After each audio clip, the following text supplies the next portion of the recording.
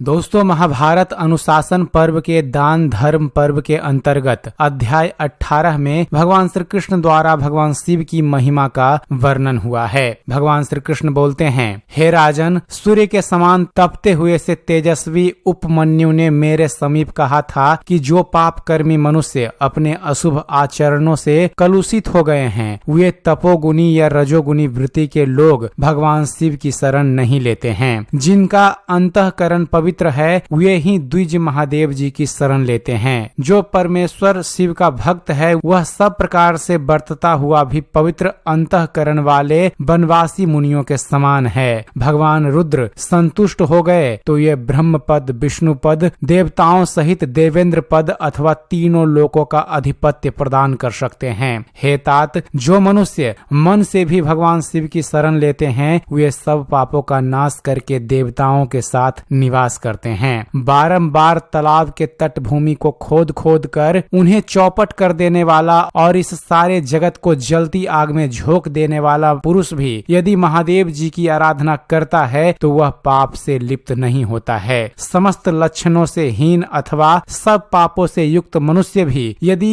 अपने हृदय में भगवान शिव का ध्यान करता है तो वह अपने सारे पापों को नष्ट कर देता है। कीट पतंग, पक्षी तथा पशु भी यदि महादेव जी की शरण में आ जाए तो उन्हें भी कहीं किसी का भय नहीं प्राप्त होता है। इसी प्रकार इस भूतल पर जो मनुष्य महादेव जी के भक्त हैं, वे संसार के अधीन नहीं होते। यह मेरा निश्चित विचार है। भगवान श्री कृष्ण आगे बोलते हैं, अजमीड वंशी धर्मराज, ये सूर्य, चंद्रमा, वायु, अग्नि, स्वर्ग, भूमि, जल, वसु, विश्वदेव, धाता, अर्यमा, शुक्र, बृहस्पति, रुद्रगण, साध्यगण, राजा वरुण, ब्रह्मा, इंद्र, वायुदेव, उकार, सत्य, वेद, यज्ञ, दक्षिणा, वेद पाठी, सोमरस, यजमान, हवनीय, हविष्य, रक्षा, दीक्षा, सब प्रकार के संयम, स्वाहा, वौसठ, गौ, श्रेष्ठ धर्म, कालचक्र, बल, यम, दम, बुद्धिमानों की स्थिति, शुभाशुभ कर्म, सप्त ऋषि, श्रेष्ठ बुद्धि, मन,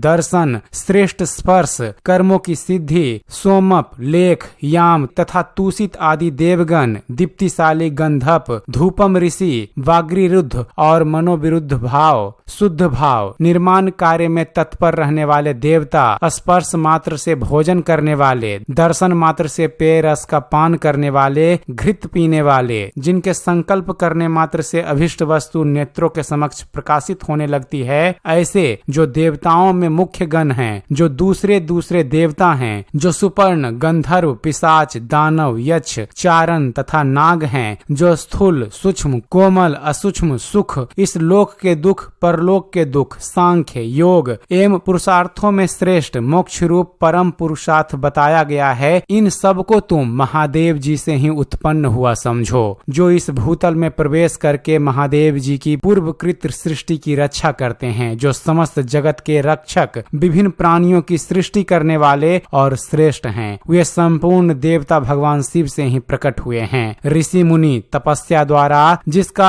अन्वेषण करते हैं, उस सदा स्थिर रहने वाले अनिवर्चनीय परम सूक्ष्म तत्व स्वरूप सदा शिव को मैं जीवन रक्षा के लिए नमस्कार करता हूँ। जिन अविनाशी प्रभु की मेरे द्वारा सदा ही स्तुति की गई है, वे महादेव यहाँ मुझे अभिष्ट वरदान दें। जो पुरुष इंद्रियों को वश में करके पवित्र होकर इस स्तोत्र का पाठ करेगा और नियम पूर्वक 1 मास तक अखंड रूप से इस पाठ को चलाता रहेगा, वह अश्वमेघ यज्ञ का फल प्राप्त कर लेगा। कुंती नंदन, इसके पाठ से संपूर्ण वेदों का स्वाध्याय का फल पाता है। क्षत्रिय समस्त पृथ्वी पर विजय प्राप्त कर लेता है। वैश्य व्यापार कुशलता एवं महान लाभ का भागी होता है और शूद्र इहलोक में सुख तथा परलोक में सतगति पाता है। जो लोग संपूर्ण दोषों का नाश करने वाले इस पुण्यजनक पवित्र स्तवरज का पाठ करके भगवान रुद्र के चिंतन में मन लगाते हैं, वे यशस्वी होते हैं। हे भरत नंदन, मनुष्य के शरीर में जितने रोम कूप होते हैं, इस स्रोत का पाठ करने वाला मनुष्य उतने ही 1000 वर्षों तक स्वर्ग में निवास करता है।